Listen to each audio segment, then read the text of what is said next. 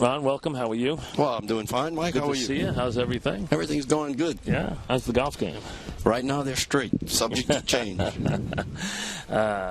You still look like you're in playing weight. What do you think, huh? Not that far away, huh? I'm a little bit more heavy than my playing weight, about 5 pounds.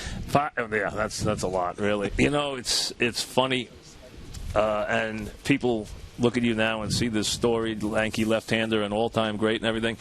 I remember the night when the Yankees had the fight with Munson and Fisk at the plate and the whole thing, and that you came in that game and gave up a couple of home runs to Yastrzemski that night, and get him out of here, this and that, and that obviously was the last negative that ever happened to you in pinstripes. Could have been. It could have been. I mean, my story is pretty shaky at the beginning. Billy didn't like rookies, and he kept putting me in either when the game was either out of reach one way or the other. So it's kind of tough to pitch that way when you're supposed to be a closer. But then we already had Sparky Lyle, so I figured I don't know how I'll ever get to pitch. But due to injuries, you get stuck in the rotation, and that's not what I wanted to do. But I figured I'd better do that. They might send me back to AAA. Did you know how good? I mean, did you have any conception of how good you were? In your heart, did you know that you really could do that? I mean, did you have any idea you could do it at this level? I didn't think so at the beginning because I was still unproven as a starter. I still had a lot to learn. But when you get to pitch to a guy like Munson, you learn a lot quick. And the other good thing was he hard on pitches? Yes, he was. How was he hard? Give me an idea. Well, because not only is his job is calling the game, he has to learn the temperament of all his starters. He has to know who he has to baby along. He knows who he has to get on to get mad. Like a lot of times to me, if I threw a fastball and he called number 1 and you throw it at 93, that's a good fastball. A guy fouls it off, he's going to walk out there and he's going to chew my butt out and he's going to ask me, what was that? It's a fastball. It's what you call. No, if I wanted your changeup, I'd have called a changeup. I want your fastball because you can throw better ones. He'd get on you. But then what that would do is you'd purposely try to throw harder just so you could hurt him. And but he got the best of you, and that's what he was good at. When did you realize that you belonged? How long was it?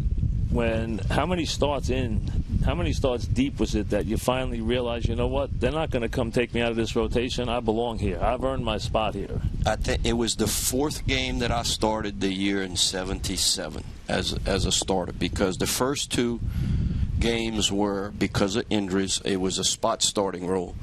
The 3rd one was the same scenario, but after the 3rd game, they called me in the office after the game and said that they were going to put me into the rotation. So I was supposed to get with the pitching coach to learn what you do, in your 4 days in between.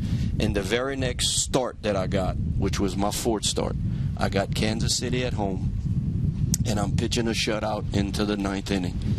And all the other games, it was the same scenario. You get the first guy out, the next guy gets on, you're going.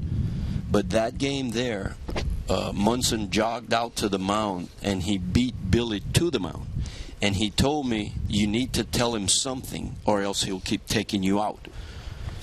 So when he stepped up to the mound, he said, what do you think? And I looked at him, and I said, you really want to know what I think? And he said, yeah. I said, I think you ought to get your little butt off my mound so I can finish my game.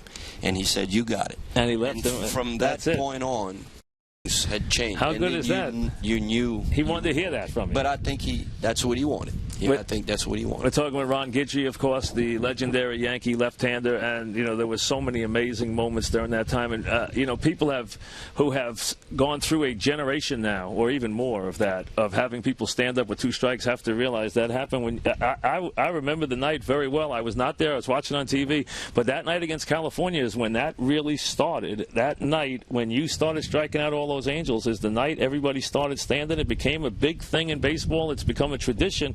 You started that tradition that night against the California Angels. I did. It's always It's always a good I don't know if that was June or July. You might remember. It was July. It was July.